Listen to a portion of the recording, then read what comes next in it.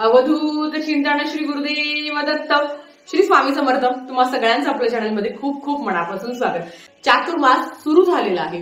देवशयनी आषाढी एकादशी पासून चातुर्मास सुरू होतो. ते कार्तिकी एकादशी पर्यंत असतो. चातुर्मास अतिशय महत्वाचा मानला जातो. चातुर्मास म्हणजे हे 4 महिने आपण खूप जास्त सेवा करत असतो, पारायण करत असतो, उपाय किंवा ज्या काही धार्मिक गोष्टी आहेत, व्रतवैकल्य ते खूप जास्त प्रमाणात होतात. आता खरं तर जेव्हा चातुर्मासात भगवान श्रीहरी विष्णू हे शेषशयनेसाठी जातात, म्हणजेच काय, ते 4 महिने निद्रा अवस्थेत असतात, म्हणजे ते झोपलेले असतात.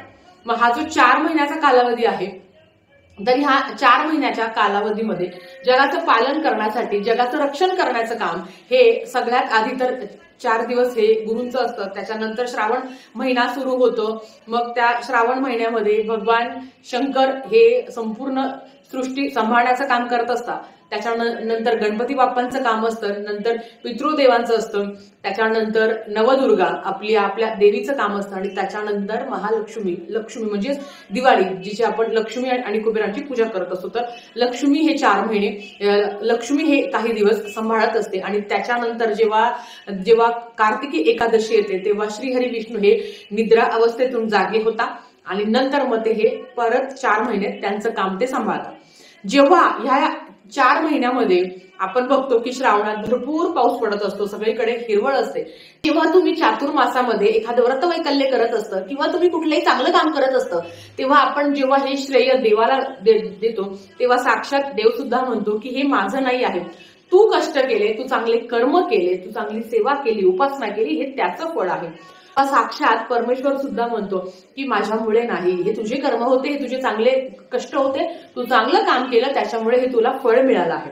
म्हणून या चातुर्मासामध्ये जास्तीत जास्त भगवान श्रीहरी विष्णूंची सेवा करायची असते. कारण जेव्हा ते निद्रा अवस्थेत जातात, तेव्हा त्यांचा अंश हा पृथ्वीवर खूप जास्त प्रमाणात जागृत झालेला असतो. आता बघा, बऱ्याच लोकांचे 11 गुरुवार सुरू आहे किंवा काहींनी केले आहे. काही लोकांचं व्यंकटेश स्तोत्रमची सेवा सुरू आहे. काही महिलांचं आता गोपद्मव्रत चालू आहे. असंख्य पारायण व्रतवैकल्य ह्या 4 महिन्यामध्ये आपण करत असतो. मग श्रावणामध्ये भगवान शंकरांची उपासना जास्तीत जास्त आपण करत असतो. नंतर गणपती बाप्पा येतात, त्यांची सेवा आपल्याकडनं घडत असते. नंतर येतो ते पितृपक्ष येतो, तेव्हा त्यांची खूप जास्त सेवा उपाय आपण करत असतो. त्याच्यानंतर नवदुर्गेचं रूप आपण आपल्या कुळदेवीची सेवा करत असतो, आणि नंतर येते ते दिवाळी. म्हणून आपल्याकडनं खूप जास्त धार्मिक आणि सात्विक कार्य घडत असतं. तर या चातुर्मासामध्ये भगवान श्रीहरी विष्णूंची कुठली सेवा करावी, अगदी तुम्हाला जसं जमेल तसं तुम्ही ही सेवा करू शकता. आणि नक्कीच भगवान श्रीहरी विष्णू, मला सांगा, जन्म देण्याचं काम हे ब्रह्मदेवाने केलं आहे, आपलं पालन करण्याचं काम हे भगवान श्रीहरी विष्णूंचं आहे, आणि मृत्यू हे अंतिम सत्य आहे जे भगवान शिवांच्या हातात आहे. जर भगवान श्रीहरी विष्णू जगाचं पालन करू शकतात, तर ते आपलं का नाही करणार. या 4 महिन्यात केलेली सेवा कधी वाया जात नाही, याचं तुम्हाला अक्षय पटीने पुण्य मिळत असतं. आता सगळ्यात आधी विष्णू सहस्रनाम अतिशय प्रभावी सेवा. आपण जेव्हा कुठलीही सेवा करत असतो, आपल्याचा भक्ती आणि भाव जास्त महत्वाचा असतो. जरी तुम्हाला विष्णू सहस्रनाम वाचायचं आहे, संस्कृतमध्ये आहे, तर तुम्ही युट्यूबला लावून द्या आणि ओळीवर बोट ठेवला, ऍटलिस्ट ते शब्द तरी तुमच्या कानी पडले तरी खूप आहे. ज्यांना वाचायला जमत नाही त्यांनी श्रवण केलं तर अतिशय उत्तम. मग सकाळी उठल्यावर एकदा तरी विष्णू सहस्रनाम श्रवण करा. म्हणजे सकाळ, दुपार, संध्याकाळ, रात्र कधीही तुम्ही श्रवण करू शकता. ज्यांची इच्छा आहे पठण करायची, तुम्हाला सांगते, जर तुम्ही 3 वेळा, दिवसातून 3 वेळा जर तुम्ही विष्णू सहस्रनाम ऐकलं किंवा पठण केलं, तर प्रखर पितृदोष सुद्धा कमी होतं, असं म्हटलं गेलं आहे. दुसरी महत्वाची आणि सगळ्यांची आवडती सेवा, ती व्यंकटेश स्तोत्रम. ह्या चातुर्मासामध्ये जर तुम्हाला व्यंकटेश स्तोत्रमची सेवा करायची असेल, मध्ये 40 दिवसाची असो किंवा 21 दिवसाची असो, काही महिलांना जर 3 दिवसाची करायची असेल तर ते पण तुम्ही करू शकता. आता व्यंकटेश स्तोत्रमची सेवा ही रात्री 12चीच आहे. तर तुम्ही रात्री 12 वाजता, अर्थात मासिक धर्म जे 4 दिवस सोडून जर रात्री 12 वाजता जर तुम्ही 21 मंडल, म्हणजे एक मंडल म्हणजे काय, जेव्हा तुम्ही 21 वेळा व्यंकटेश स्तोत्रम संस्कृतचं पहिल्या 8 ओव्यांपर्यंत पठण करायचं, 9व्या ओवीनंतर फलश्रुती असते, सगळ्यांना माहिती आहे तरी सांगते. सुरुवातीचे 1 ते 8 ओव्या तुम्हाला पठण करायचं असतं, हे तुम्हाला 20 वेळा पठण करायचं असतं. आणि जेव्हा 21व्या वेळी तुम्ही पठण करत असता, तेव्हा अर्थात तुम्हाला जे व्यंकटेश वासुदेवा प्रद्युत मोमित विक्रमा इथून सुरुवात करायची असते आणि शेवटपर्यंत फलश्रुती एकदाच म्हणायची असते। या पद्धतीने तुम्ही रोज 21 वेळा रात्री 12 वाजता करू शकता। तर मी रोज 3 वेळा तरी व्यंकटेश स्तोत्रम पठण करते। सकाळीच होतं, सकाळी 3 वेळा करते, संध्याकाळी 3 वेळा, कधी कधी संध्याकाळी जमत नाही पण सकाळची तर माझी सेवा कधीच चुकत नाही। चातुर्मास असो किंवा नसो माझ्या या सेवा असतातच आणि तुम्ही करा, तुम्हाला खूप चांगला अनुभव येईल याची मी तुम्हाला शाश्वती देते।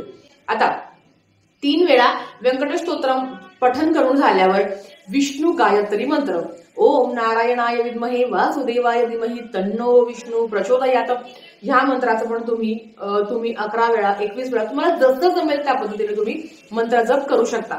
एक श्लोकी विष्णू सहस्रनाम जर तुम्ही रोज 11 वेळा पठण केलं तर खरंच तुमच्याकडनं विष्णू सहस्रनाम जे मोठं आहे ते पठण केल्याचं फळ मिळत असतं आणि खूप सुंदर आहे। एक की विष्णू सहस्रनाम पठण केलं ना तर खूप चांगला अनुभव येईल, साक्षात तुमच्याकडनं विष्णू सहस्रनाम पठण होईल जेव्हा तुम्ही एक श्लोकी विष्णू सहस्रनाम 11 वेळा पठण कराल। मग काय आहे, ओम नमस्पणंताय सहस्रमूर्तये सहस्रपादाय शिशोर्भावे सहस्रनामने पुरुषाय शाश्वते सहस्रकोटी युगधारिणे नमः। हे तुम्ही 11 वेळा जर पठण केलं अगदी देवासमोर बसून किंवा जर तुम्ही घरात कापूर जाळत आहात तर ते कापूर जाळत असताना सुद्धा जर तुम्ही हे पठण केलं तर खूप छान सेवा तुमच्याकडनं घडणार आहे। या चातुर्मासामध्ये ना तुळशीची सुद्धा सेवा करायची असते, ज्या पद्धतीने आपण गोपद्म व्रत, ते तर मी तर म्हणते जगातलं सगळ्यात सोपं व्रत असेल ते गोपद्म व्रत, कारण फक्त रांगोळी काढायची असते, बाकी कुठली सेवा नाही आहे किंवा कुठलं मांडणी नाही आहे, उपवास नाही आहे, फक्त गोपद्माची रांगोळी काढायची असते। तुम्हाला ह्या गोपद्म व्रताबरोबर फक्त रोज सकाळ संध्याकाळ तुळशीला दिवा लावायचा आहे। आपण म्हणतो बघा की दिवा लावला देवापाशी उजेड पडतो तुळशीपाशी। जर तुम्ही या चातुर्मासामध्ये भगवान श्रीहरी विष्णूंना तुळस अतिशय प्रिय आहे, तुम्ही जर तुळशी जवळ भले शुद्ध गायचं तूप नसेल किंवा तुमच्या घरात जे काही तूप उपलब्ध आहे तुळशी समोर छानसा दिवा लावावा, तुळशीला प्रार्थना करावी आणि तुळशी समोर सुद्धा जर तुम्ही विष्णू गायत्री मंत्र किंवा अगदी ओम नमो भगवते वासुदेवाय नमः ह्या मंत्राचा मंत्र जप जरी केला तरी खूप सुंदर सेवा तुमच्याकडनं घडणार आहे। रोज नाही शक्य होत मी समजू शकते, पण गुरुवार सोमवार ह्या दिवशी जर तुम्ही भगवान श्री हरी विष्णू किंवा बाळकृष्ण विठ्ठल किंवा सगळ्यांचे स्वरूप श्री स्वामी समर्थ महाराजांना अगदी एक तुळस अर्पण केली, एक तुळस अर्पण करायची आणि तुम्हाला काय करायचं आहे, ती तुळस अर्पण केल्यावर ओम नमो भगवते वासुदेवाय नमः जर ज्यांना 1000 विष्णू सहस्रनामावली, बघा विष्णू सहस्रनाम आणि विष्णू सहस्रनामावली याच्यामध्ये फरक आहे। विष्णू सहस्रनामावलीमध्ये भगवान श्री हरी विष्णूंचे 1000 नाव आहे। अगदी ते संस्कृत मध्ये असल्यामुळे काहीच घाबरू नका की ताई ते म्हटलंच गेलं पाहिजे का। ओम नमो भगवते वासुदेवाय नमः ह्या मंत्राचा मंत्र जप करून जर तुम्ही 21 वेळा या मंत्राचा मंत्र जप करून एक तुळस जर तुम्ही 21 वेळा अर्पण केली तरी सुद्धा खूप छान सेवा तुमच्याकडनं घडत। त्याच्यातल्या जेवढ्या काही सेवा शक्य होईल तेवढ्या तुम्ही करू शकता। भगवान श्रीहरी विष्णू जेव्हा निद्रा अवस्थेत जातात तेव्हा त्यांचा अंश ह्या पृथ्वीवर खूप जास्त प्रमाणात जागृत झालेला असतो। आपण बघा एरवी आपल्याकडनं सेवा नाही होत, पण जेव्हा पारायण येतात श्रावण महिना म्हटलं तर आपल्याकडनं रुद्राभिषेक आपण आवर्जून करत असतो। गणपती बाप्पामध्ये गणपती अथर्व शीर्षमचं पठण करत असतो। त्याच्यानंतर जेव्हा पित्रांचा महिना येतो तेव्हा तर आपण जोमाने कामाला लागतो आणि मग त्याच्यानंतर जे काही आपलं देवीचं येतं नवदुर्गाचं रूप इतकी सेवा आपल्याकडनं देव परमेश्वर करून घेत असतो।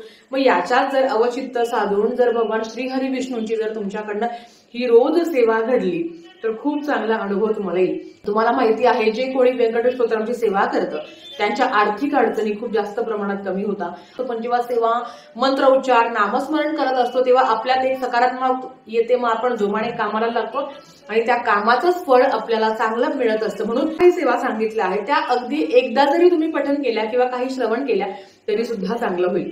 असं इथेच थांबवते। आवडला तर लाईक शेअर सबस्क्राईब करा। स्वामी समर्थ।